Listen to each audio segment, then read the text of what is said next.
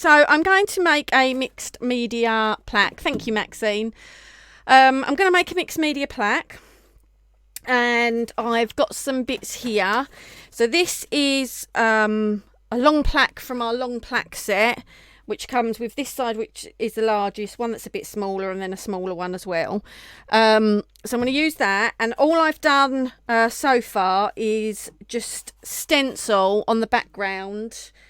I don't think I've got the stencil out here because I think I washed it. I've stenciled on the background with some modelling paste. Obviously any modelling paste is fine. Why is my zoom not working? Not sure. Any modelling paste is fine. Even your homemade stuff, absolutely fine. So I've just used that and a spreader and spread some on. And the only reason I did that beforehand was so that it could dry. But other than that, nothing else is done. I've got a vague plan in my head. So let's go with the flow. Hi Judith, hope you're well. I'm loving your new profile picture, absolutely beautiful. So some of the other bits I've got, and I'm not sure which of these bits I'm going to use or not use, is some of these resin pieces. Now these resin pieces are from some of the Finnabair Moulds. So I've used this one, which is the pocket watch one. I've used this one, which is I think it's Moth. And I've used the frame out of the frame one. I know there's two frame ones. I'm not sure which one this is called, but out of the frame one. So anyone wants to know what the resin is, it is this. It is Polycraft SG 2000 PU casting resin. You get two. One that looks cloudy and this one that looks like wee in a bottle. It's not wee in a bottle. Well, unless the wee activates that, but anyway. And it's from a company called MB Fiberglass. Now they're in Northern Ireland, so you pay about £7 or £8 packaging, but it still works out cheaper than buying it from places in the UK, and it is a phenomenal resin. Just make sure you read the instructions and make sure you weigh it.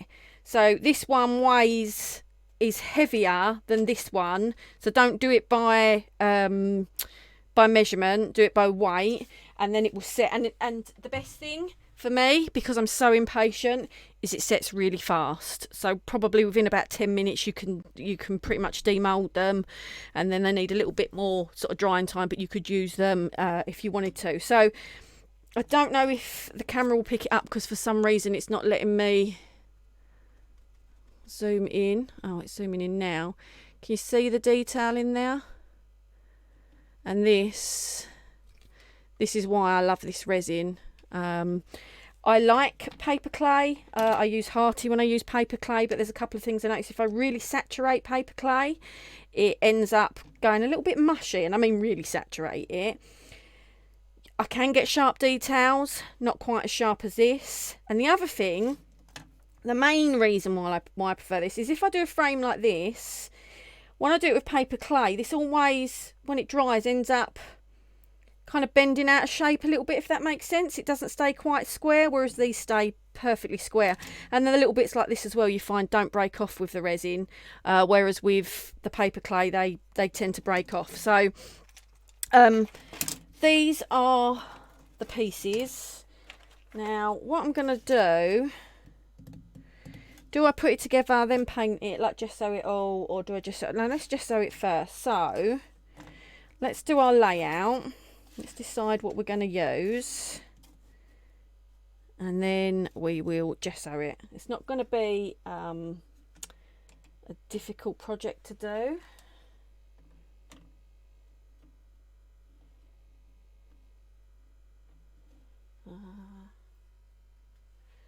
Yeah, let's try that there. A pair of scissors. So how is everyone? What's everyone been up to? It's been absolutely ages since I've done a live. This is one of our chipboard shapes. It's from our Geo set. You get sort of squares and rounded circles. So and you can see, because it's chipboard, it's so easy to cut into. but obviously MDF with your decent scissors is easy to cut into. The only thing is, you know, just be careful of no flying parts on your eyes. Which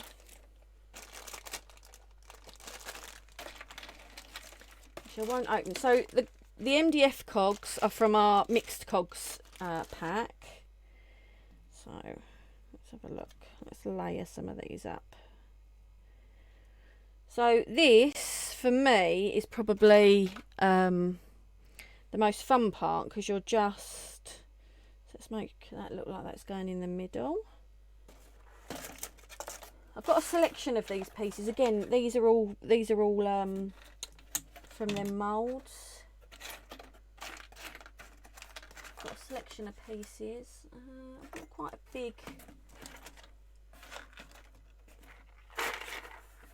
big piece here. What have we got? What about this one? I don't know if I just if everyone's quiet or if I can't see the chat, but I hope you're all well.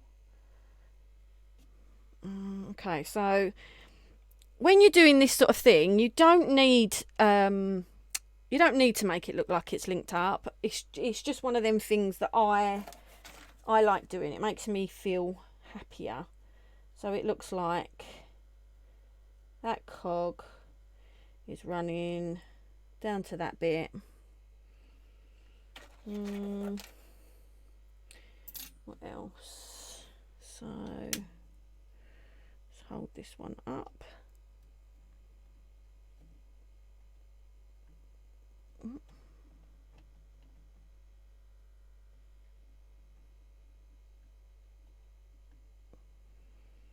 Okay.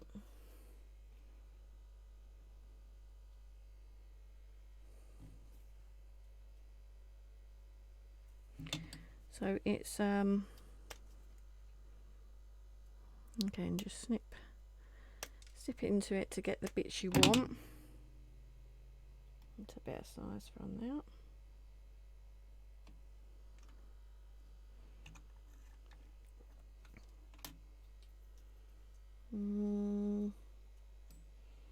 And these are just a selection of bits that I've got. I might use them, might not use them. Obviously you can have your trays around you that might have your bits in or whatever, so I've got so many, and they're everywhere as well at the moment, that to be honest with you, it was easier just to chuck a few selections into a box. And oh, excuse me, what I wanted to do more than anything, oh excuse me, was use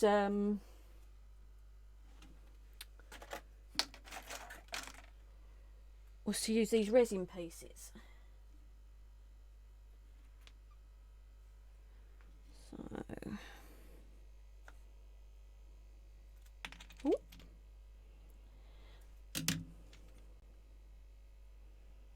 So let's put this under here to give it a bit of height.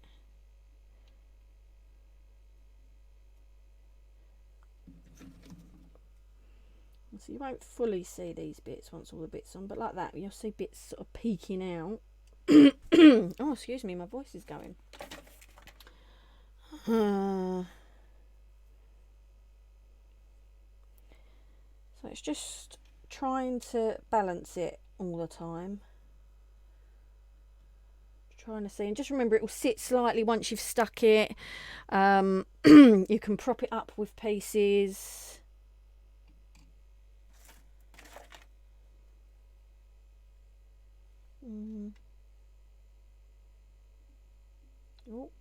Oh, will that fit? Can I make that fit? Oh, this is where I snap it all. That'll fit enough for me. I daren't push it anymore because it is resin. It will likely break.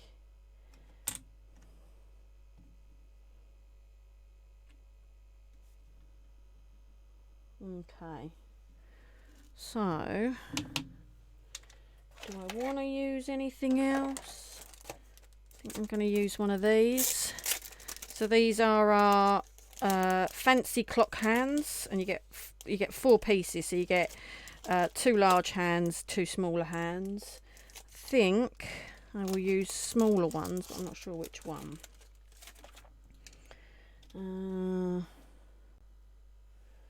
I feel like I need something around here.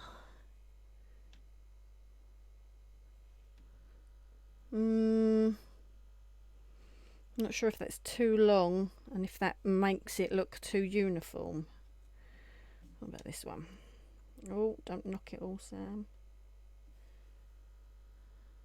About that one. I think that one's better. What do you think? Long one or short one?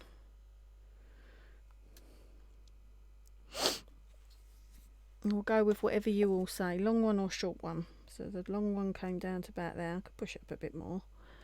I think the short one as well has got a bit more, depth to it, like a bit more width and that to it. So it's a short one or a long one.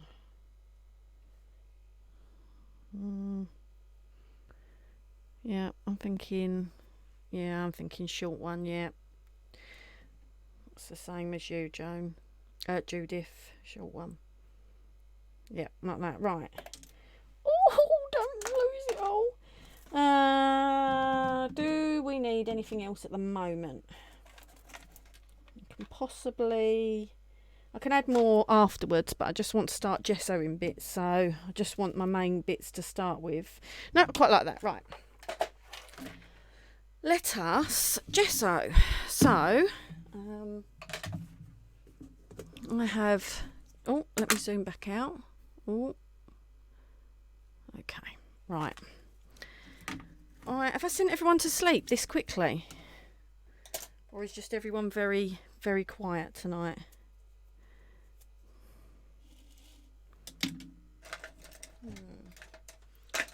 Okay, so, biggest thing is I'm going to have to remember how this all goes together. Right, I think we can. Can't take a photo of it because I have got the live on it to keep an eye on that it's still playing. Right, let's try and keep them in their little heaps and piles. So, engrossed. As long as you're not falling asleep, that's all right. Right, okay, so there are a couple of things here. So I had to put that all together. Now what I could do is slowly lift the bits off, stick them down, and then I could gesso the whole lot in one go after, which I do and have done before in the past. Or I can take the bits off and paint them all separately. Now, the difference is, if they're all on there together, it's sometimes hard to get into the nooks and crannies, and then you'll end up with little bits that are discoloured that you can see. No one else will see it, I'm sure, but you can see, that will bug you. So by taking it off, it's easier to get them bits. The other thing is when something's on like that, you imagine this bit here is on. If I gesso over that, I'm likely to get the gesso caught round this bit here, and it's hard to sometimes get away. And if you do get away, you then get the brush strokes going in the different directions and whatever else. If it's painted off there, then your background is just your background. It's not got any extra clumps or that where you don't want it. So that's my preference of why I'm taking it off this time, is I want the only details that you really see is to be the details in these moulds. So I'm trying to keep all of this as much as possible. I've got something wrong with my eye. It keeps trying to close itself. Right. So I'm going to give this a little bit of a spritz of water, because my gesso is so dry.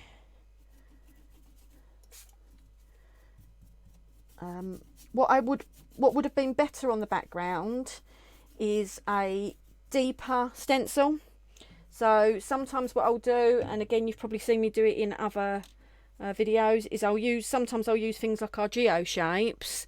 I will put them down on the background, I'll stencil through it, and rather than, I don't know, say this is a stencil, this isn't the stencil I used on the back there, you know, you look how thin that is. That's kind of the thickest that you're going to get your texture paste, and then you look how thick that is. That's how thick your texture paste can go on. So I like to have a nice thick texture paste, because it really does add the texture on there, so that when you start adding colour and that afterwards, it sort of spreads in it all, and that it still will with this, but just not the same. So 100%, if you've got a thicker stencil or something you can stencil through, I would recommend doing that for this type of project. Okay, if like me your gesso's a bit dry, I have sprayed some water into the gesso and given it a mix up before I started, because I spotted it was very dry when I got it out of my travel box from travelling to Peterborough with it. But the other thing is give it a spritz while you're putting it on. It just makes it easier to spread. So rather than really sort of struggling to spread it, just makes it spread that little bit easier if it's still very thick. And a thick gesso's nice, because you can sometimes use that to create texture, and that of course as well. But this isn't about texture, this is about making the background white and giving it a good base for my colour.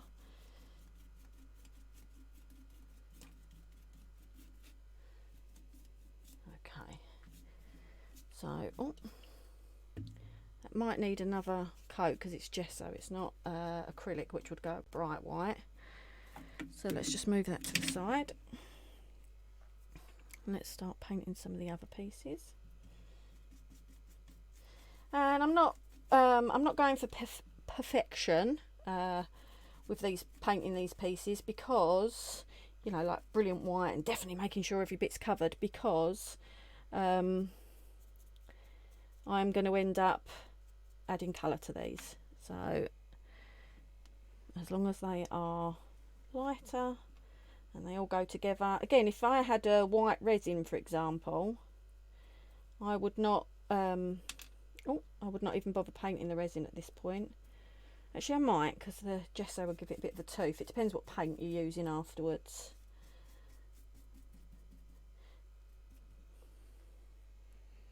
Okay, you can chat amongst yourselves, ask me questions, ask each other questions. I feel like if I'm just painting stuff, it might be a bit boring for you guys, although I am trying to paint it quite quick. Or I guess some of you might be having your dinner at this time of night.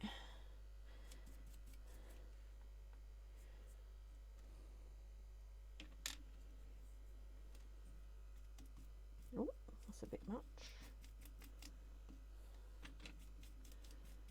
Can't even, for whatever reason, see who is or isn't watching to say hello to any of you. But anyway, whoever's watching, thank you.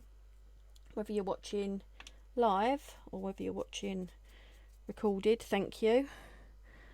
And I hope you are all okay.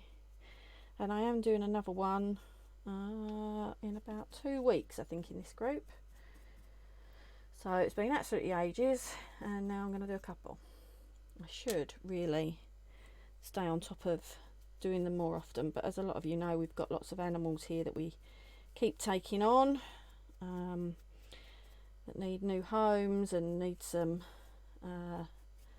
love and care, and some of them don't come in the greatest of conditions, and that takes, amongst trying to get work done, a lot of our time. And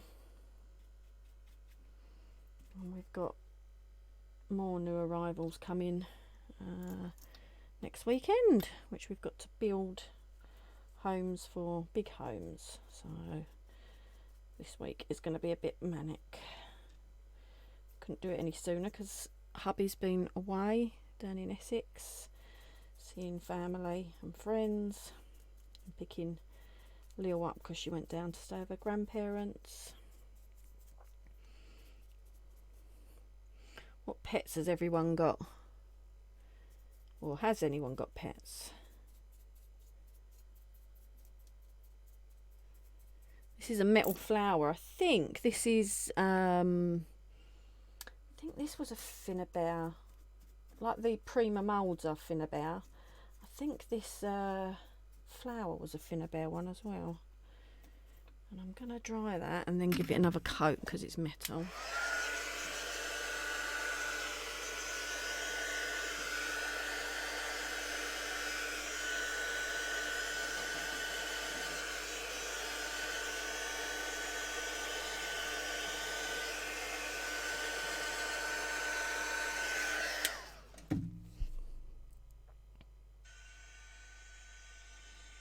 the sounds come on there. Oops.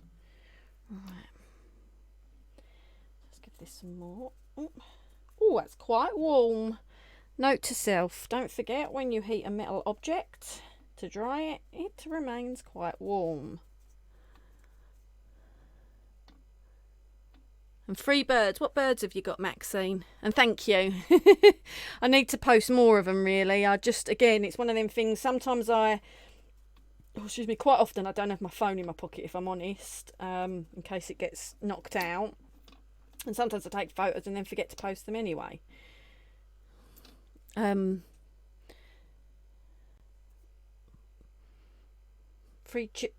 What chickens? I take it you've got hens. What are their names? And what type of birds have you got? I'm guessing indoor birds.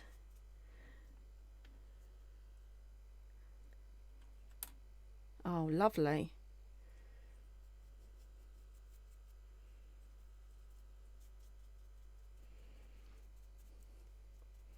Lovely. I don't think people that don't, well, I guess some people aren't keen on animals, and I can't get it.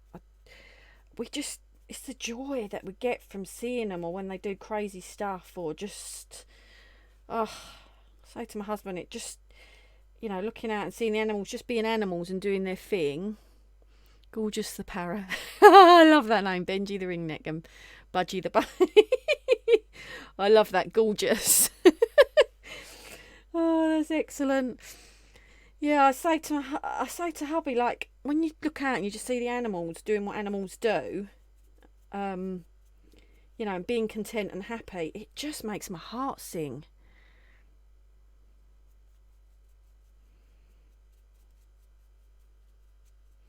Yeah, how are your chickens, Joan? Not looking forward to the fact, ladies that have chickens or any outdoor birds, that I think we're heading for another lockdown very, very soon, which is going to be awful. Our girls go from going wherever they want to go, like literally wherever they want to go. We open the door in the morning and they can go wherever. None of them are clipped. They're not in big aviaries. They can just, go where they want to go. Funny enough, most of them never leave the car park area and around the shop. I think because I'm always around them areas, they think I'm going to give them food. But yeah, to go from that and then being trapped inside for months on end is awful. White Wessex, Blue Sussex and 4 hybrids all doing fine. Oh, lovely. God, I just underestimated, I think, how many bits I've got to paint here. Sorry, ladies, I should have perhaps painted some before the live. Although I say that, I wouldn't have had time to paint them for the live because I was doing all the animals and trying to have dinner before the live. So I really wouldn't have had time. So yeah, next weekend we will have very old enough to be kept in, as in Norfolk and Norfolk has been flagging up on my alerts thing for quite some time. We've only had, I think, 1 or 2 cases notified in Lincolnshire so far. But last year it was like this. It was all around us, Suffolk, Norfolk. You could literally draw a circle around Lincolnshire, and there wasn't really any cases in Lincolnshire, and then all of a sudden there was like 9 in one area, which isn't too far from here, and that was it. But it's not nice when they've got to stay in. But yeah, so next weekend we are, where are you, Joan? Whereabouts are you? Because, like I say, I think other than one case that we've had come up here. Hello, Elaine. Apart from the one case that we've had here, I think we're pretty good at the moment as well. Oh, I'm just dreading it.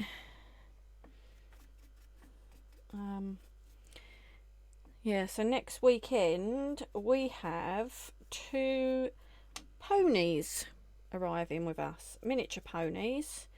And they are 19 Oh yeah, Liverpool. That is one of the quite clear areas at the moment.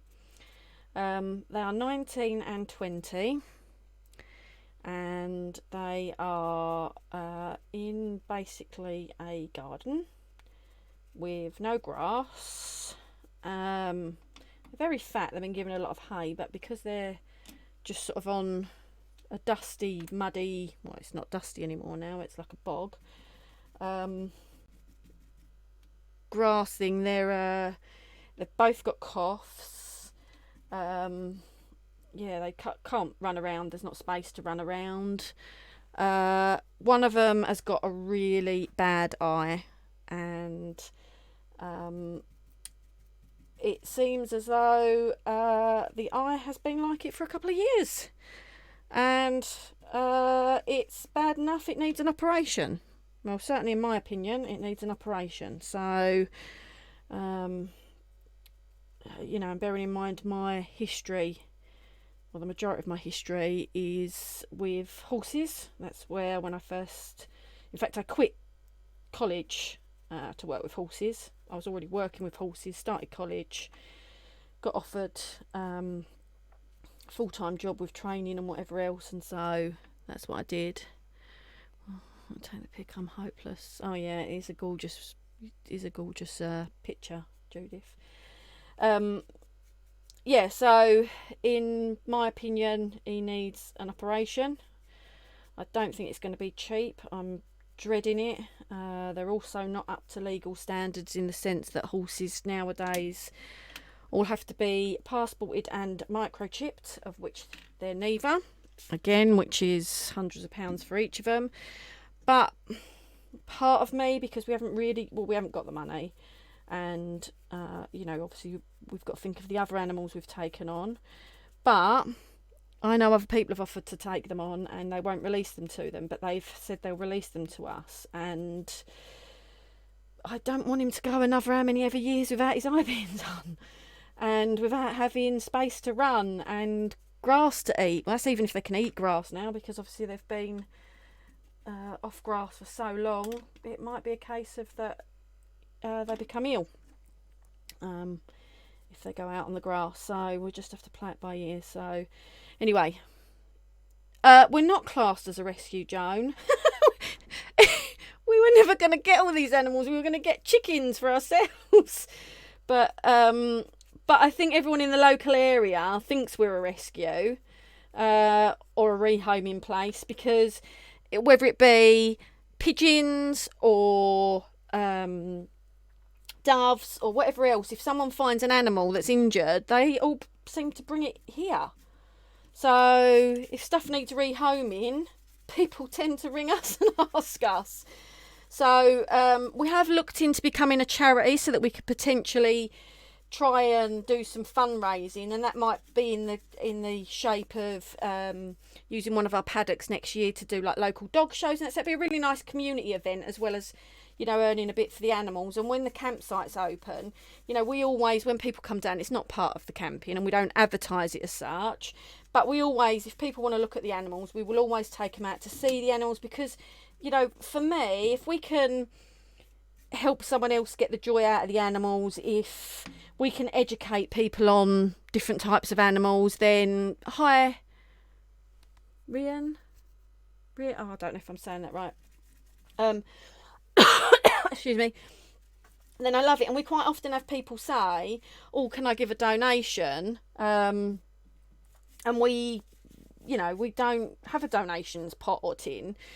So we have looked at becoming a charity, so that people can do that. But you don't actually need to register as a charity until you take over £5,000, a bit like for the tax. But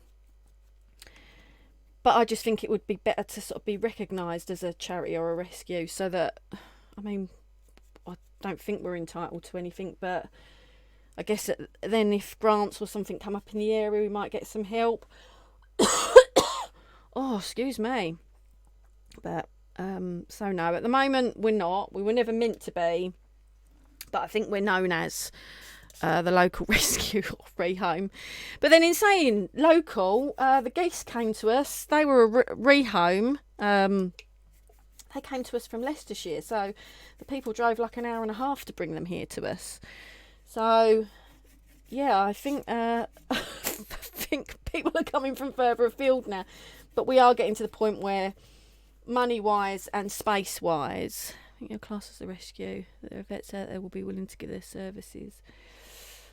I did have a little look at it, and I think it is just dependent on the vet though. I don't think there's any hard or fast rule that if you're a rescue or a charity, they have to do their services at a lower cost. It's just if you get a vets that will do it at a lower cost.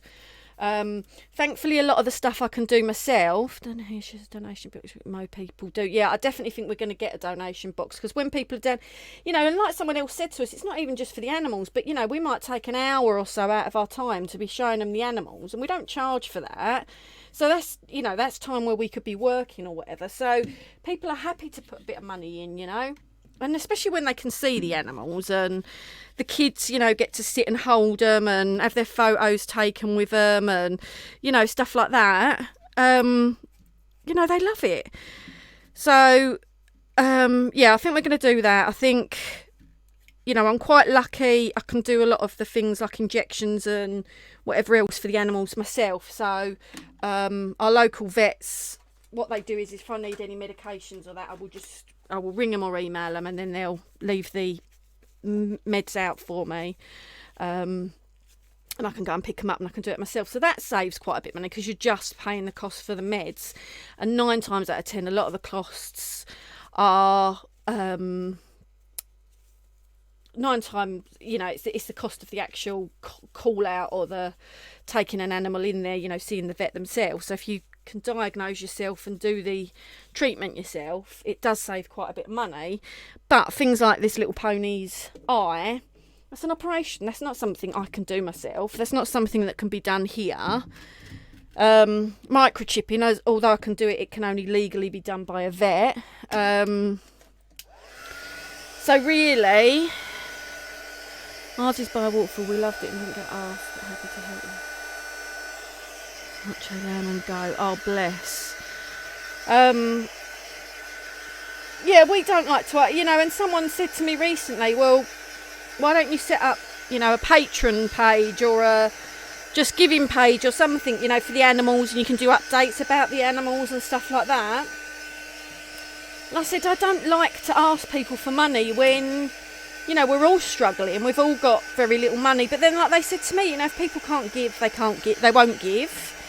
And if people have a bit extra and they want to help, people like helping animals, you know. So there are a lot of things we're thinking about. It's not something I ever thought we'd end up doing, setting up as a charity or an official rescue. But I think we've got so many mouths to feed now. And, you know, the only thing, so, you know, the only real income we've got is from this little business. Darren lost his job when we moved here in lockdown. And as much as he could probably go and look for another job, if he goes and looks for another job, we've got nowhere near to build the new homes for all the animals we take on. So yeah, it is what it is. We will get there, I'm sure, and we will make sure he gets his op done. I just want to get him here so that I know he's here, and then we can start the ball rolling. So our vets have already been primed on the fact that they both need passports and they both need microchips, and so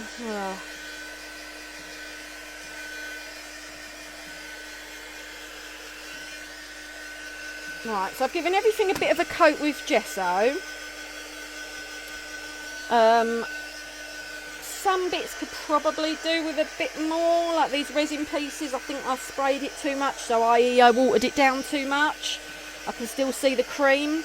However, I'm conscious that I've spent so long painting it, so I'm just going to get on. The colour will cover most of it up. Well, we'll see. And like I say, you can you can see the price that the food has gone up to. You need help. Honestly, animal feed is ridiculous. Do you sell the resin you showed? I don't sell it, Maxine. To be honest with you, I could talk to them about getting it in bulk, but by the time it's shipped in for Northern Ireland, it's probably better for people to get it themselves. You know, it might even be worth everyone chipping in, because I think, if I remember rightly, but don't quote me on it, I think it's 7.99 P&P regardless of the amount you order. But you know, this I've had quite a while. I've got so many resin pieces out of this. This is the 1 kilo kit, and I think this, including the postage, was about £20, and that's including the £7 postage. So, like I say, it worked out loads cheaper than getting it elsewhere, and it's phenomenal. My favourite thing about it is how quick it dries. Like, I cannot fault it. I think you'll find the likes of Finnabair, Anna Dabrowska, the likes of, she uses that from there as well. So it's becoming a really popular one to use. And the thing is, if I got it in, by the time I have to put something on it to cover, if people pay by card and if people, all the fees, and it's cheaper for people to buy it there. And as much as I'd like the extra business in that sense, this can be an expensive hobby anyway. And I think everyone, if you can get it cheaper and at a good price somewhere, then I know people will buy that in, relabel it, and stick an extra price on it. That's not what I'm about, so I'd rather just tell you where I get it from. And you can do that. Right, now I've got to try. I had kept these in little groups, and now they're all split apart. So now I've got to try and remember roughly where they were. Now I'm going to use this, which is an extra heavy gel medium. It doesn't have to be an extra heavy one. You could just use a medium gel, medium. That sounds weird saying that. Or a light one. You could use a hot glue gun. You could use like normal type glue. Oh, my label's a bit worn because I use this all the time. We do a really good glue, but the problem is it's not necessarily 3-dimensional. And when you've got all these different levels and that, you need something that kind of fills the gaps and fits it in. So a gel medium is, for me, the best thing to use, or a hot glue. The only thing is there's two benefits. With a gel medium, really I should let it dry before I then add all my colours and that, which I'm not going to let it dry enough, so hopefully it will all stay in place. With hot glue, obviously the second it's cooled, which doesn't take long, it's stuck in place, but over time a hot glue will go brittle and perhaps start to give and come off, and a gel medium will set rock solid and stay like that for a very, very long time. So that's why I'm going to go for that this time. Plus also I haven't got any other plugs free for my hot glue gun. So let's try and remember where we had some of these bits. So we can start doing the levels to get it back in.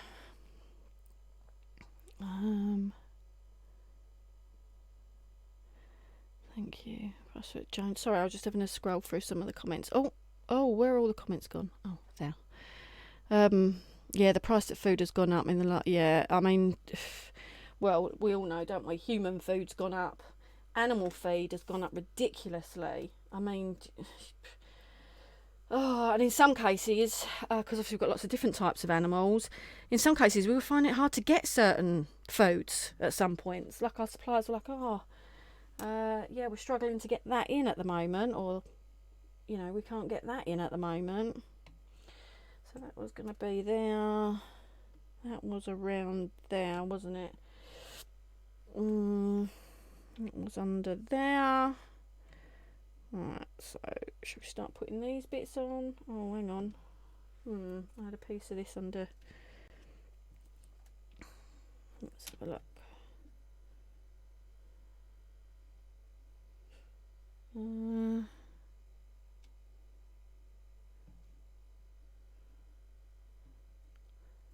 Watch back on the wrist. Got to put the lad to bed. Night all night, Joan.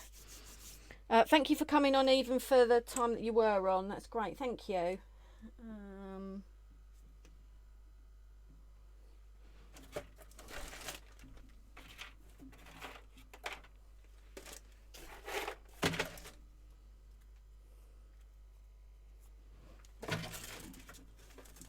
Some smaller ones are these to prop them up in that corner.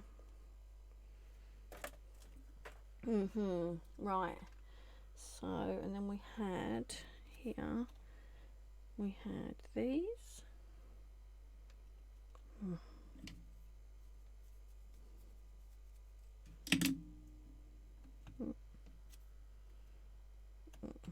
Right, so let's start sticking some of these bits before I get carried away and then have to take it off and forget again. Okay, ooh, stay. Oh, my paint's wet. Right.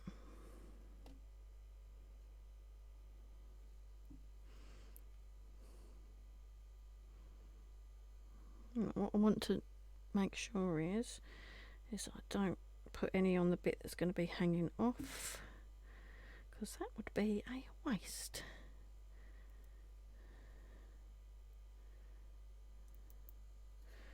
Okay. And the nice thing with gel medium is, say you've got something where it would be higgledy-piggledy unless you propped it up underneath. When you put a gel medium on, you can just overcompensate or undercompensate with gel medium to sit it where you want to sort of sit it. So if that is about there, so that's going to be about there. So that's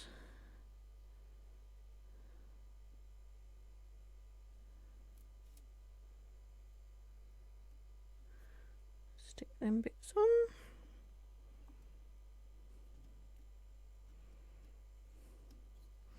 And you do have quite a bit of movement time with gel mediums and that as well, so at least if you think, oh no, I don't like that there like that, you can move it afterwards. Now of course this is all relatively boring because I am just sticking and because I'm just sticking and that at the moment and placing, but the fun bit will be when the colour starts. Which if the video or the live starts to get too long for people, just say, and then in the 1 in 2 weeks I'll finish it then instead.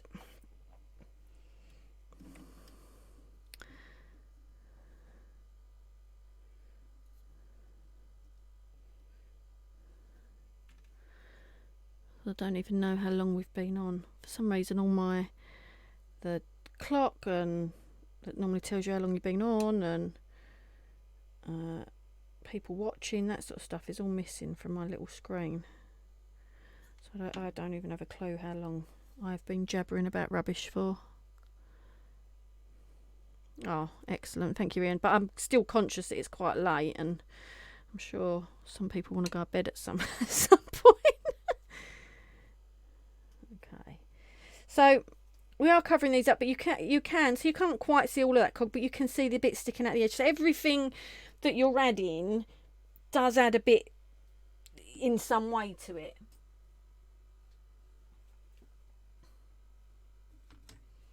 So this one was under here somewhere, wasn't it? Just under 50. Oh, that's not too bad then so far. Well, it is. Bear in mind all I've done is paint. Oh, I snorted. I'm so sorry. Sometimes I forget when I start laughing that there are actually people listening on the other end. Or if they're not listening now, they could watch it back and listen. So let's take... need another little one, I think. Although that's not white. Where's my paintbrush water up there? Okay.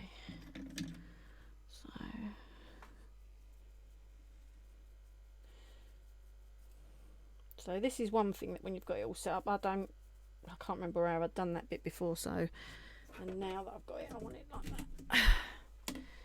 If you've got it all set up when you stick it, you don't need to keep taking stuff off.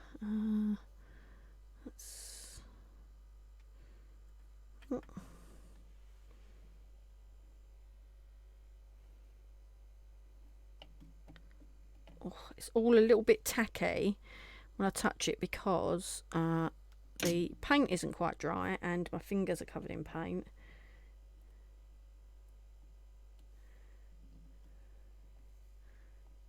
So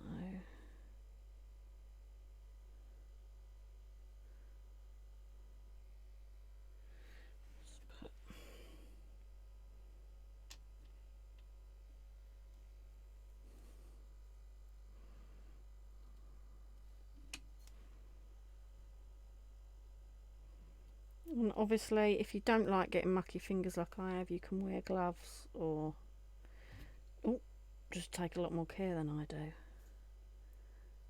But mucky fingers always makes me feel like I've crafted.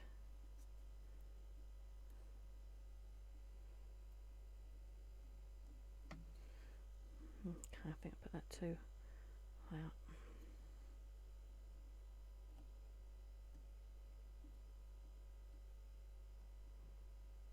Okay, so it's just giving it a bit of height off there. Okay, and then this bit was the one that went on there. Oh, hang on.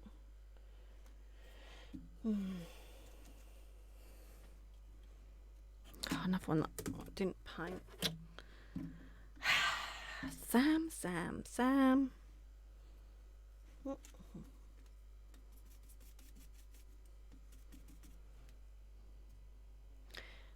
Have you all been making your own Christmas cards? Do you make your own Christmas cards? Are you going to make your own Christmas cards? If you do you go back to sort of traditional paper crafting to make them, or do you do mixed media Christmas cards?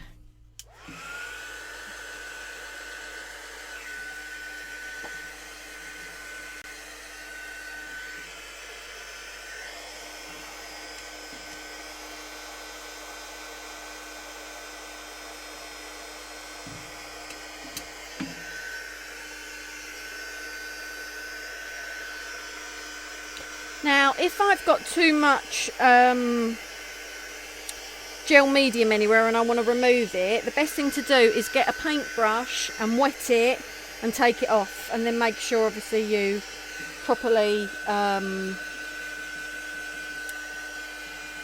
excellent. Every year I intend on doing Christmas cards and never ever get round to it.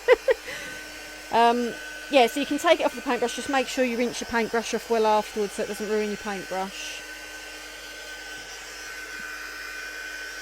So as you can see, it's still quite pliable and moves quite a bit, so it's one thing to be mindful of.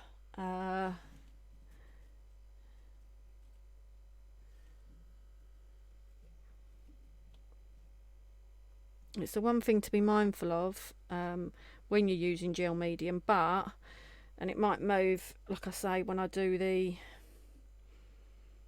other colours, but it is what it is. Don't see many, but I've made a few family. I'll be making mine for the family and good friends, then mixed media ones for neighbours. Oh, lovely. Oh, so you're all very good then with making Christmas cards and getting your Christmas cards done. I need to sort myself out, don't I? Right. Okay. Oh, go away, fly. Oh, go away, fly.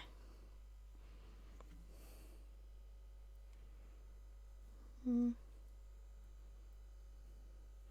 I make sure I get it on that bit in there as well, because that's not actually stuck in, that's the bit that I badly forced in, it then means that that does stick that down as well.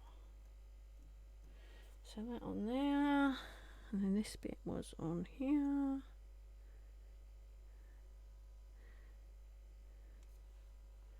You know, in a minute I'm going to find a piece and go, oh, that was to go right underneath there. I can't get it on now. Okay, so I was going to have that bit under there. Oh, I feel like that needs to be lower. It does take a real lot of time.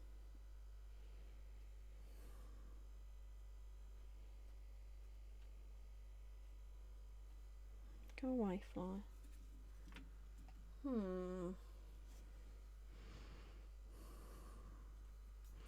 So I want to put that on there. And put a bit there. And a bit there.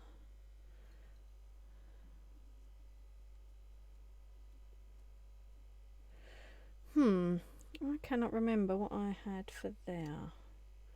Wasn't that, because that was to go in there. That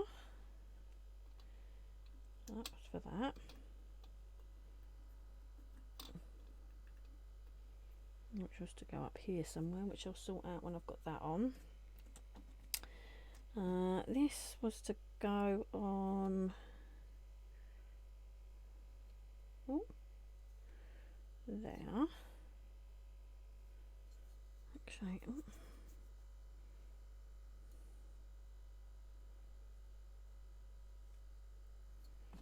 sorry, I go quiet, I get a bit in the zone, and I'm feeling like I'm either missing a piece or I've used something somewhere else that I wasn't going to use somewhere. Because I had something for there, but what did I have for there? Because I have got nothing else around me on the table.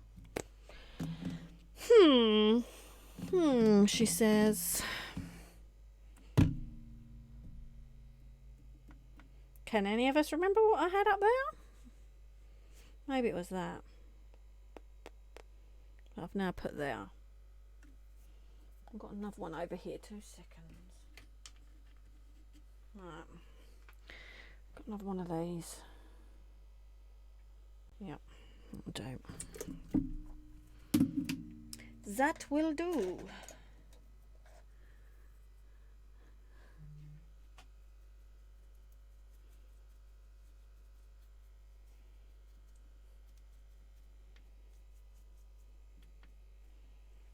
I think I might have had a bit black on my paintbrush. Sorry for any of the quiet. Well, depends what you prefer or not. Either I'm really sorry that I don't stop talking sometimes, or I'm really sorry for when I go quiet and I get in the zone. Maybe one day I'll get a nice happy medium.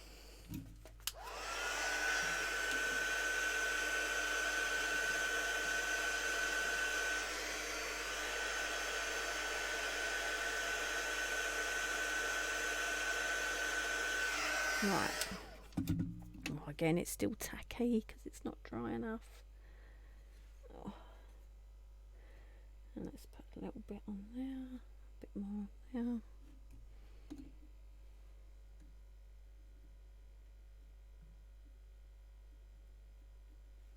there. Okay, right. So this is gonna go there. So blobs there. And a blob there. Nice. Oh, let's put some there and there. Nice technical terms. Blob. Let's put blob there. Oh, what's this chunk of horrible gesso stuck there? So put blob there. Okay. Oh. Looks like his brain's just squidged out, but it was the glue. Oh, gel medium. Oh, that's really loose, that bit, isn't it? Oh no, maybe not as loose as it feels. Okay, so then this bit is going to go under here.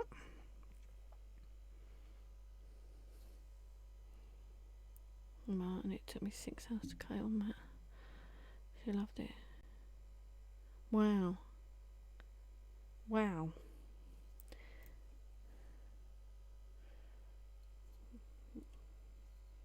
But how nice as well, because there's nothing worse than when you give someone a card that you've spent so long doing or you're so proud of, and you kind of get a real diluted reaction to it.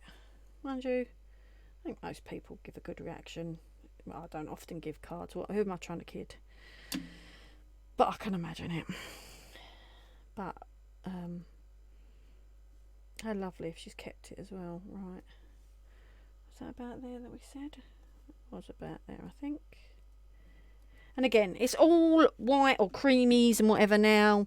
And so it's all blending in a little bit. But once we start to add the colour, you should... it should all start... You know, you should start to see the details in stuff a bit more. Right. Oh, put the clock on the right way up, Sam. Okay. Now, I could leave the clock off because he's got enough detail on the moth itself anyway. But for me, it's all about the depth and the height. And obviously, you get more depth and more height having that added on there. I mean, with my painty, horrible fingers, I've got bits stuck. But anyway, so this is... Now, I might add some odd bits after. Oh, it's probably a bit high. Probably would have it a bit lower. But I think that's all right so far. You can just see that, you see the texture in the background. Oh, excuse me. See the texture in the background for the stencil, but like I say, I would rather that be a bit deeper. So that's that, like that for now. Okay, so that's my composition and that done. Oh, Sharon, no worries, Sharon. Hello, Sharon. So yeah, I think what makes it so good though, Rian, is the moulds and that from Prima. They're just, that and the resin, just phenomenal. I really have lost my mojo, and as soon as I started pouring the resin into the moulds and seeing how quick it set and them coming out, it started to... Oh, didn't stick my flour on. I just saw it wobble then. Didn't stick my flour on. As soon as I started seeing them coming out, I started to get excited, and I haven't felt like that for a while. So that was quite nice to, you know, feel that excitement. It's still hiding. It's so easy. With this stuff, it's so easy. Until I used this, I hadn't done resin. Until I used this, I had some stinky stuff in a bottle that stunk so much I had to send it around Dad's. Wow, 90. That's a cool birthday to be celebrating. I had some of that stinky stuff that stunk the workshop out so much I had to sit it outside the door, and then it got weathered, and I've never really used it again since. And then, like I say, I stumbled... Well, I didn't stumble because I'd seen some people mention using it. Got this. In love. It's so... I thought it was going to be a mess. I do know some people that have got in a mess. For those of you that haven't seen it, it's this resin from MV Fiberglass. And I do know some people that got in a mess, and that's because they didn't read the instructions and because they mixed it. I think it perhaps is something you do with other resins, is they mixed the same volumes. I'm assuming that's what you do with other resins. And with this one, it isn't the volumes, it's the weight that's got to be the same. The same volumes will weigh different amounts because one's thicker than the other, or it's got a powder added to it or something, which then in turn makes it heavier. So you must do it by weight. If you do it by weight, I've done it by weight first time. I haven't had one mess, touched lots of wood. I haven't had one mess, one lot go wrong at all. So, right, I'm giving it a bit of a dry with a heat gun. It should start to absorb some of the moisture out of...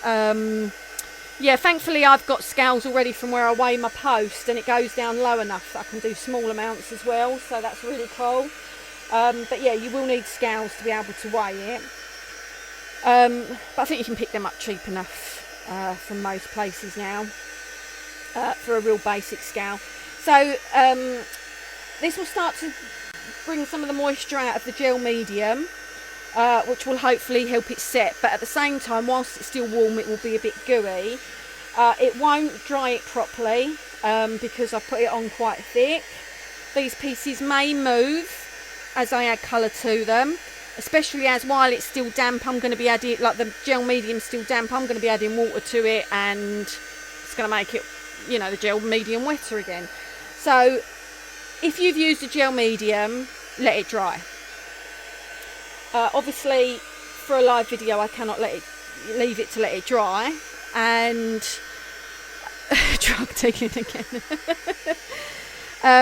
Yeah, I can't, yeah, because getting the scales out. I can't let it dry, and not just that, I am quite impatient, and I don't, you know, even if I was crafting on my own, which is a luxury now, but I wouldn't have the patience to let it dry. I'm not one to put something aside and think, oh, I'll go back to that later, because that won't happen. What, on from MB Fiberglass? It's that one. It's the, because they do loads on there, it's the Polycraft SG2000 PU casting resin. And they do it in lots of different sizes. And I got the 1 kilo kit, which is 500 of each. How does your son know they're used for that purpose, Judith? You might want to ask him. So this is all still quite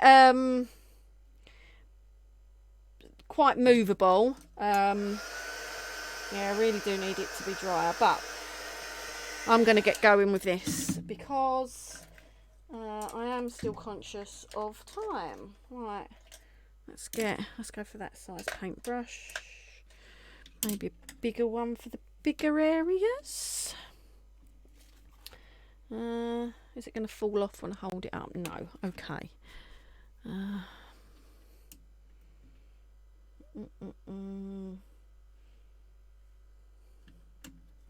I'll still use a small one. Right. So, my trusty A4 acrylic block. As you can see, this A4 acrylic block, because we do a pack of acrylic blocks, stamping blocks. This is one of our stamping blocks. This is our A4 one. And as you can see, it's well loved as a paint palette. Now, okay, we'll let him off then, Jude. If obviously, if you wipe this straight away afterwards, it's acrylic. Even if I properly wipe this now, this would all come off because it's acrylic. But I know I'm going to just use it as a paint palette again, so I just leave it on there. But yeah, that's the joy of the acrylic, it will come off. Now, why do it on the acrylic rather than straight onto my glass mat? Because obviously, you know, that's what you can do on your glass mat. It's because I will move this into what's on the glass mat and ruin it. If I've got it on here, I can lift it out of my way. So that's why I'm doing it on this. If you've got a glass mat, by all means, put your paint on your glass mat. So now what I really wanted was 2 shades of the same colour. So I wanted like a Payne's grey, which is a dark grey, and then I wanted a lighter grey. I haven't necessarily got it not in the same type of paint, and I do want them to have the same sort of consistency. So instead I've gone for Payne's grey and raw umber. They're 2 different colours. This is more a brown, this is a grey.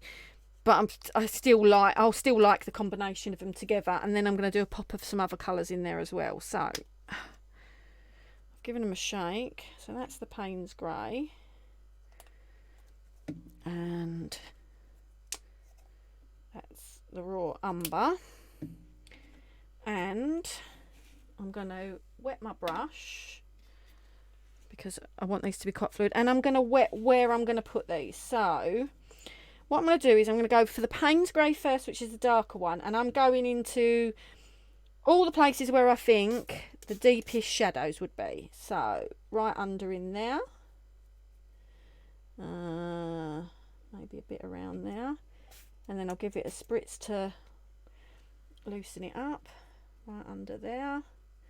So the water that's already on there will help it move anyway, and then you can give it another spritz just to help move it around more.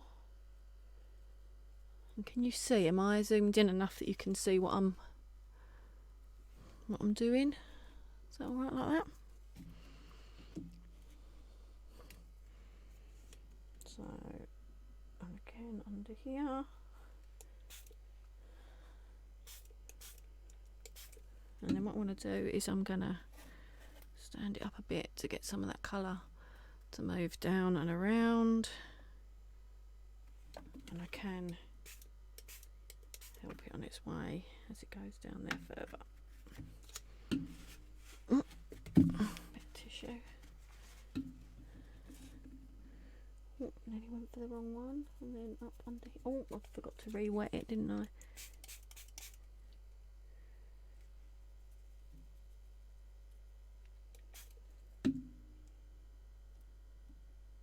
Oh, so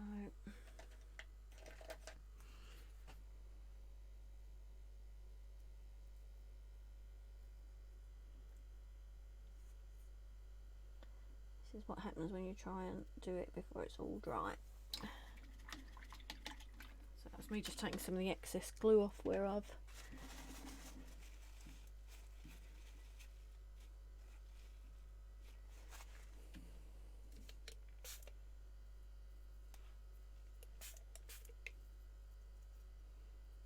especially when you like using as much water as I do, it would definitely be better to let stuff dry.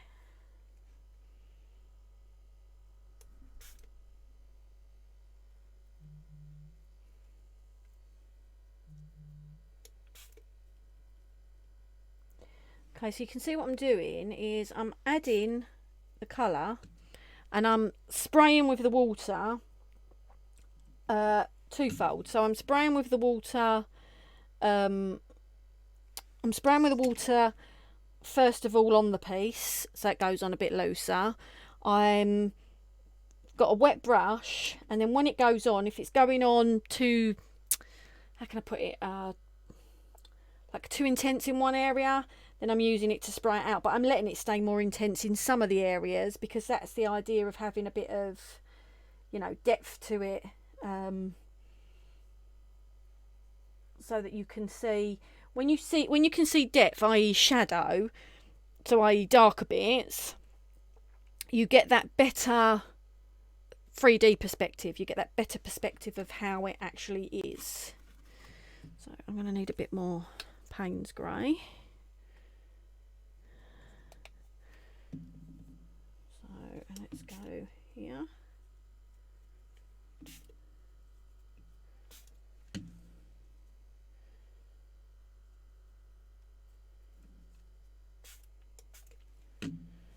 Okay, and you can use this to move some of the colour around if you want. You can add bits in.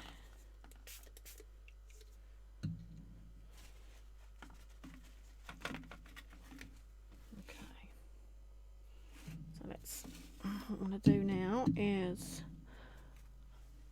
turn it round so I can focus on these areas.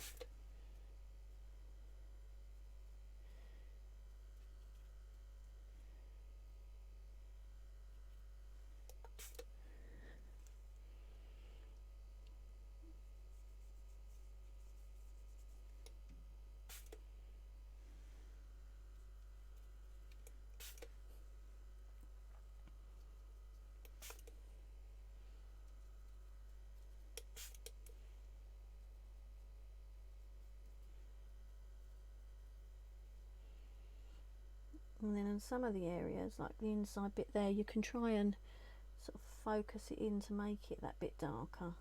You see what I mean? So you're getting the elements of the darker bit. I don't want that darker, I want this underneath it darker.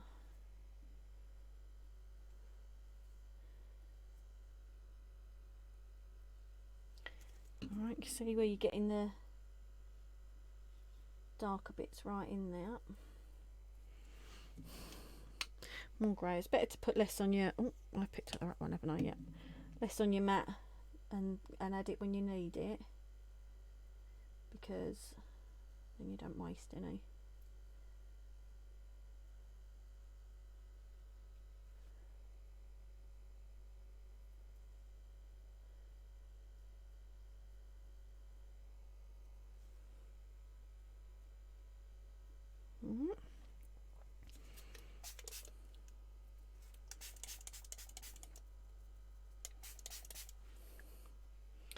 So I am adding some in just to colour it in some areas, and some areas I am adding more to make it that darker sort of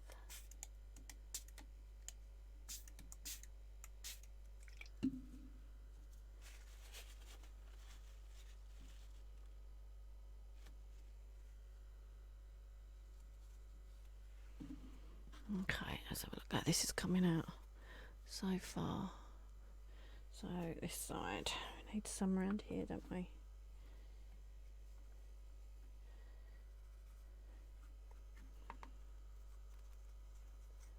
And it's just about, you know, moving the piece around, having a look at it, see where you're happy with the colour. I need some in here. And just remember, if you've let this dry, you won't get the pieces moving like I am.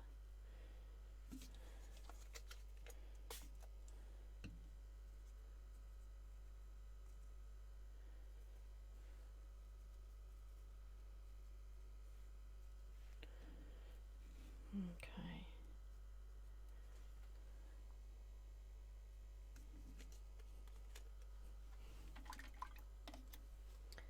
Sometimes if you don't want to spray it on there, just wet your brush. So if you want to spread that around without spraying it, I'm rinsing my brush off but leaving it wet, and you see how I can spread that there. Okay, so how's that looking? This feels like it's got to move up there. Okay.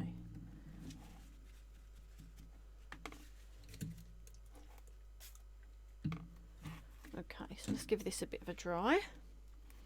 So that's how it's looking so far. And you can see that some of the details are starting to lift and move now.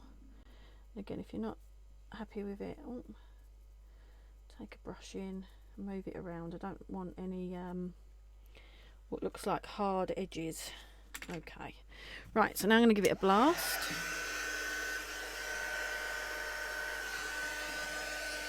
Again, you know, if you can let it dry naturally, it's better. Because the problem with doing this is you'll have your colour where you want it. You'll have your colour where it looks really nice, and then you'll use your heat gun on it and it'll blow and move the colour. Yeah, do you know what? I like it like this, and you could almost leave it like this, because this just, like you say, that monochromatic look, just the grey, which almost looks like a blue on here, the grey against the white looks really, really nice. So you could almost just leave it like this, but I don't know. I'm going to add some more colours. Certainly the umber. Problem is I'll probably ruin it now and will hate it afterwards. But the joy of this type of project is to enjoy the process. So if you do ruin it, did you enjoy yourself while you were getting to that point? If so, that's all that matters. And that's what gesso's for. Paint over it again and start again. Okay, your pieces will be stuck down this time, but paint over it and start again. So, I am really liking this so far though.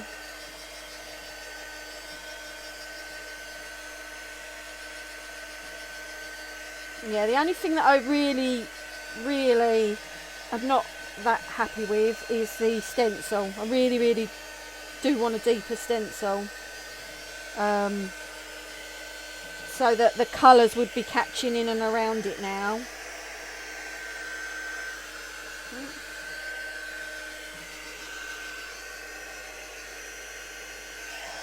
I think I might have to put a bit more.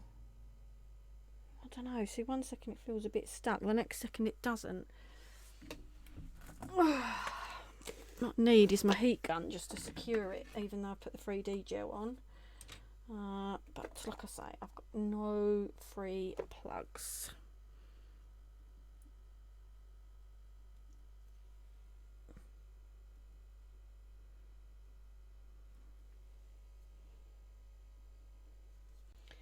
So,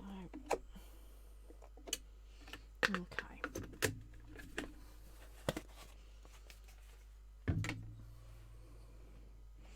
Okay, so the raw umber, raw umber. Yeah, raw umber. Again, this is the browny colour, but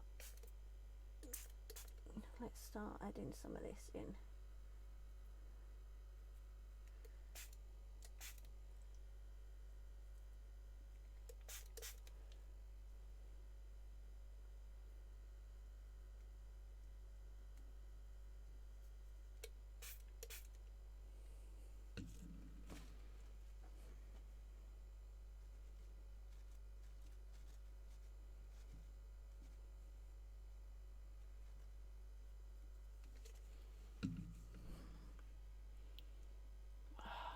Really need that to stay put.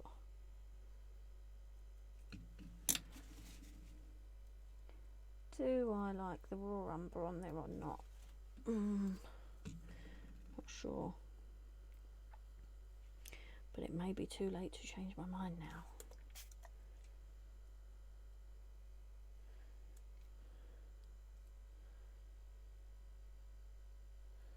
I do kind of like how it's aging it a bit.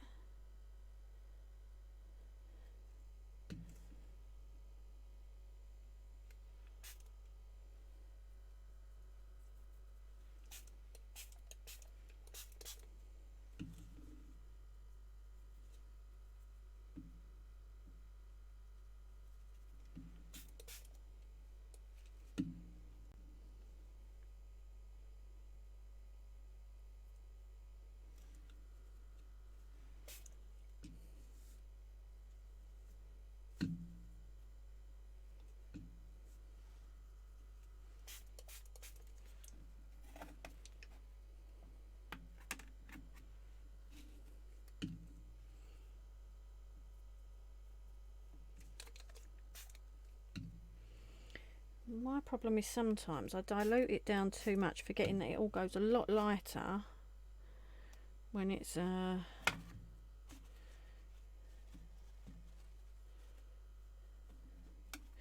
when it dries.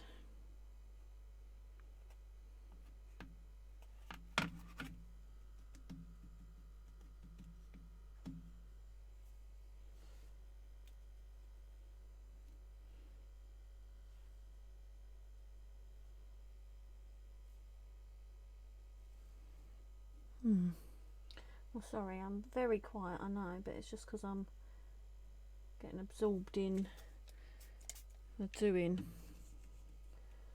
Wondering if I should have.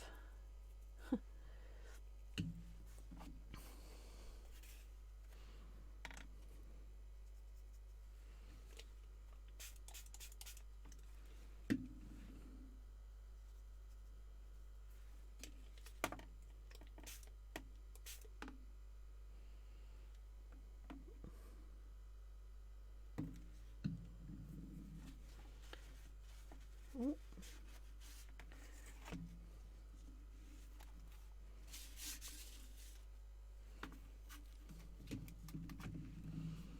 If I zoom out a bit so you can see the full effect at the moment.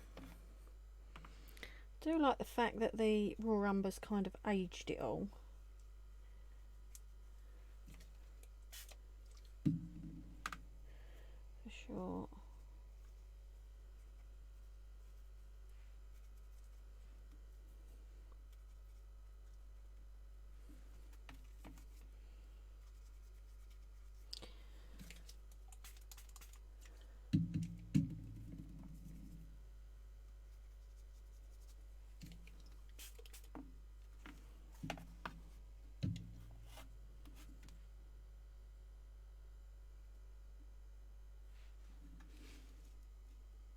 I think I need more around there, don't I? And maybe a bit more there. Okay.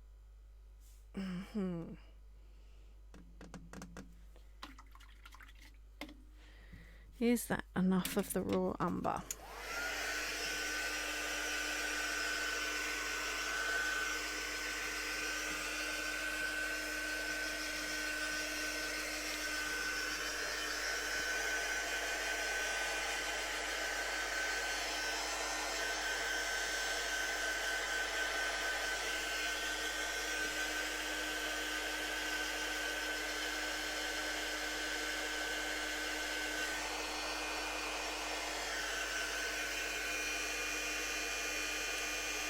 still doesn't want to stay put. I think what I'm going to have to do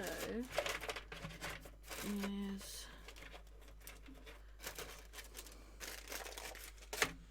let me have a look what I've got in. I think what it is, I've got some bits here.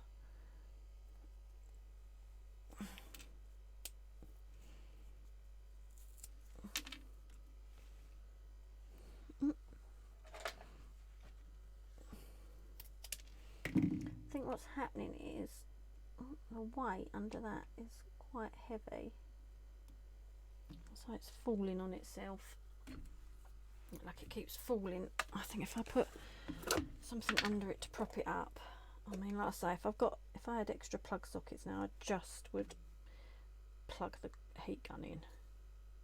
I wouldn't mess around, but it's I don't. So.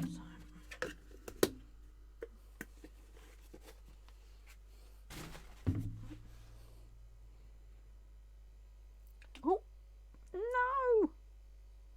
Come back. So let's stick that under there.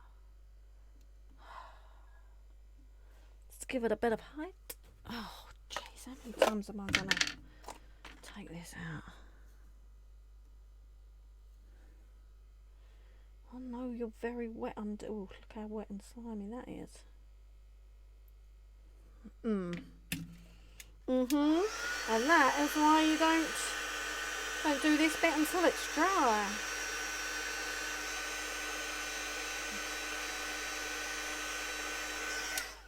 But it just goes to show you there's always something you can do.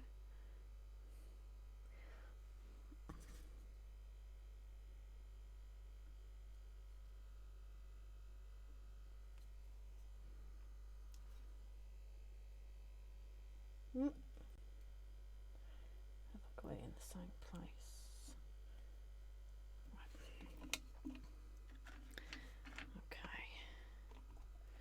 So, browns and bluey grey. Am I happy with that?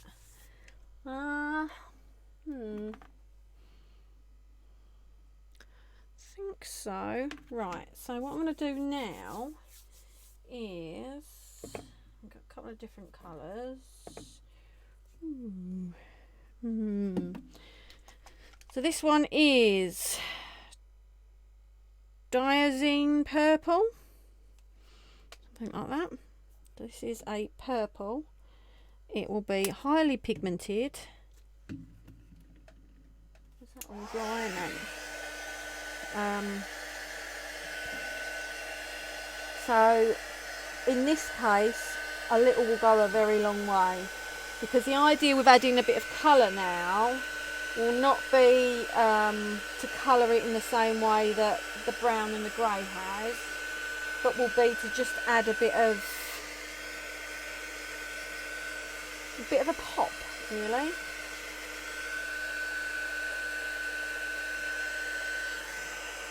I'm just trying to dry some more of it. You can't really see on the camera, but I can see little pools of water everywhere.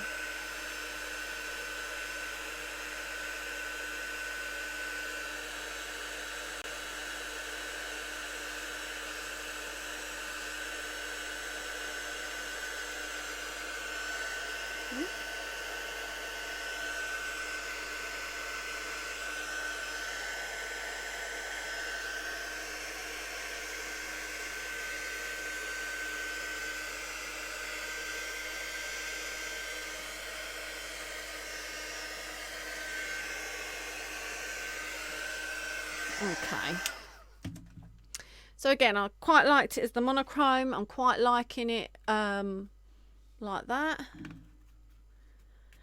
but I am gonna add a pop of colour. Now I don't want to use that big brush. I had a little brush out, but I can't see one, so let's go for this little brush. I'm only going to go for a little brush this time, and again I'm going to wet it. Again I'm going to pick up, now you can see as soon as I've, well, I don't know if you can see, when it was blobbed on there, it just looked like the other colours really, until I stuck the paintbrush in it and wet it, and you can see just how purple it is. So this is just to add, and again, actually I don't think I have dried the other layers enough, because if they're not dry then all they're going to do is move. So let me just,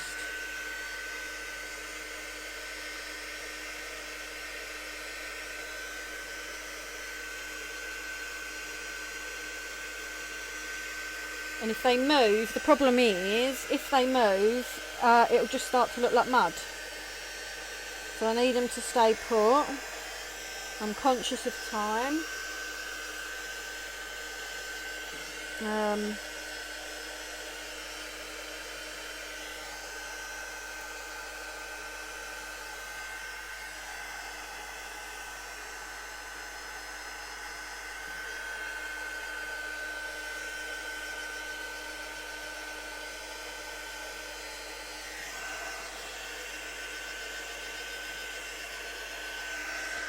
Right, I'm just going to have to go with the flow. So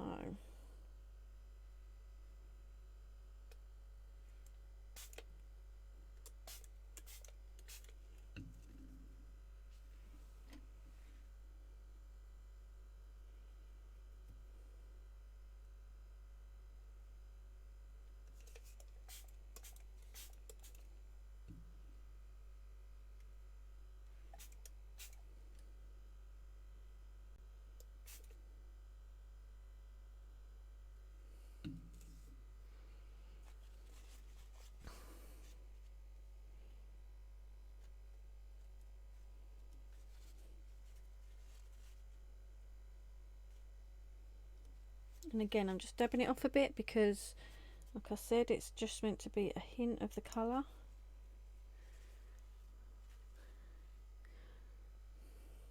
And again, and so this time I'm not focusing.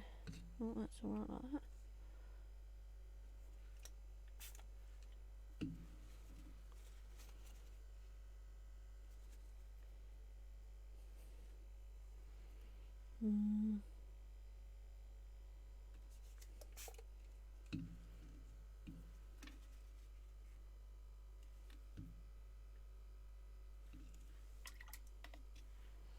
And again, you can go in with your wet brush rather than,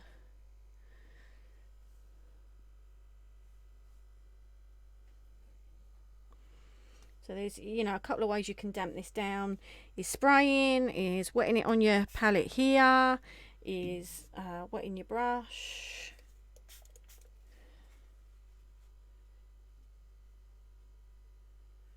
Again, I'm just using it to use bits to highlight it. I don't know if you can see the colour, can you, on the video, because it's only a little bit of colour.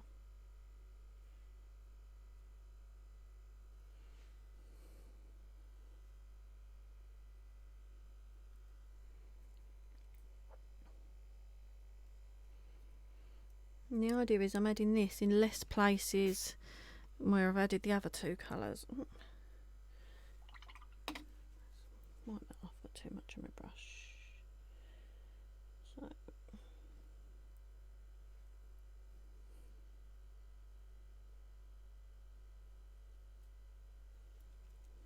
okay, how are we doing?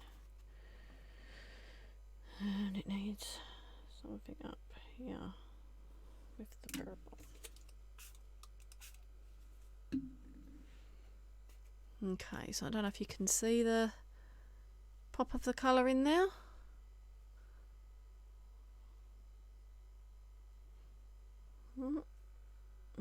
It's probably about as much as I want to add the colour on there, because, you know, like I say, it's just a pop of colour, just to again help lift it. And then again, where's that green that I had? Oh, here. So this is Fairy Wings, and this is a green. Now this is a completely different type of paint. This is still an acrylic paint, but it's not as fluid. It's quite thick and it's got a real silvery shimmer. Now I'm going to take this. Actually, I'm going to dry this off first. And I'm just going to accent some of the pieces. Now, instead of using this, you could use a wax. I've got a white gold. I might use. Thing is, I could use a wax, but I really want something that's bold to highlight some of the edges. And a wax isn't bold. Well, the waxes I've got aren't bold. They're subtle, and I want something bold for a few of the bits.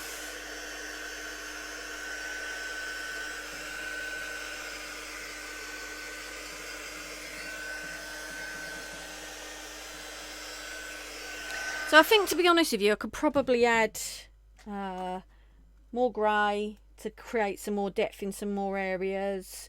Some darker purple right in the centre bits to really make it pop. There are more things I could do to that, but, you know, like I keep saying, I am conscious of time. I need a little paintbrush. I am conscious of time, and as well as being conscious of time, you know, it's something I can go back in and sort of do afterwards. I'm also conscious of not completely trashing it.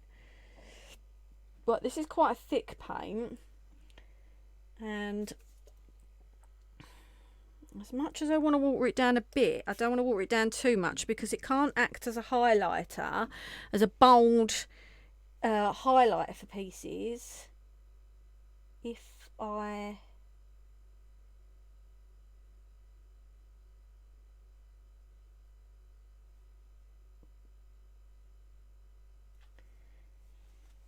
water it down too much. Yeah, that'll probably be alright. Where did I put it on it? Oh, it's mixing with me purple. Don't want that. Let's put it down here. So yeah, I don't want it too diluted, because it can't act as a bold highlighter if it's really diluted. So you can see I'm gently just touching the edges. So a bit like if you were using a wax, you just try and catch the edges. But with this it's a little bit more difficult because it's with a paintbrush.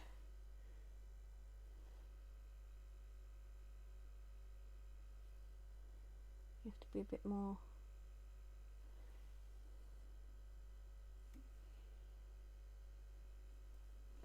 Oops, my purple is running all the way down my palette.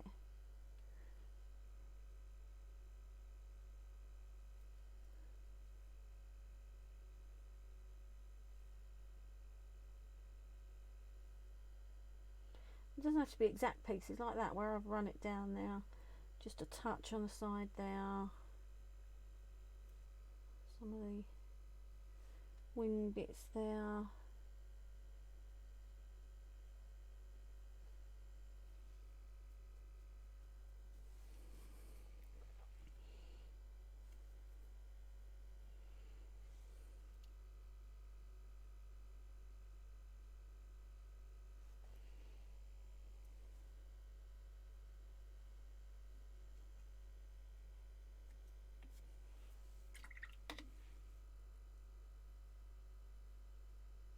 And it is an acrylic paint, so if you do want to wet your brush and move it a bit, you can.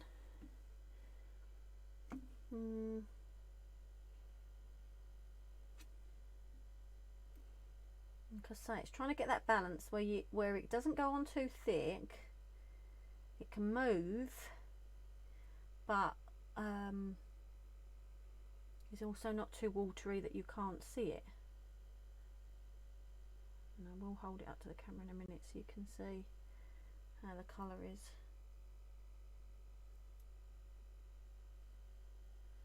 going on.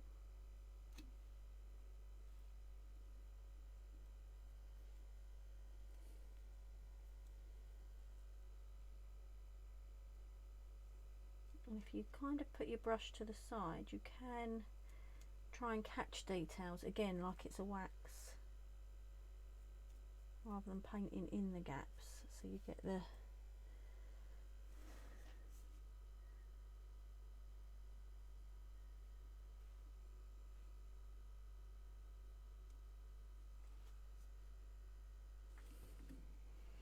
and that is possibly enough.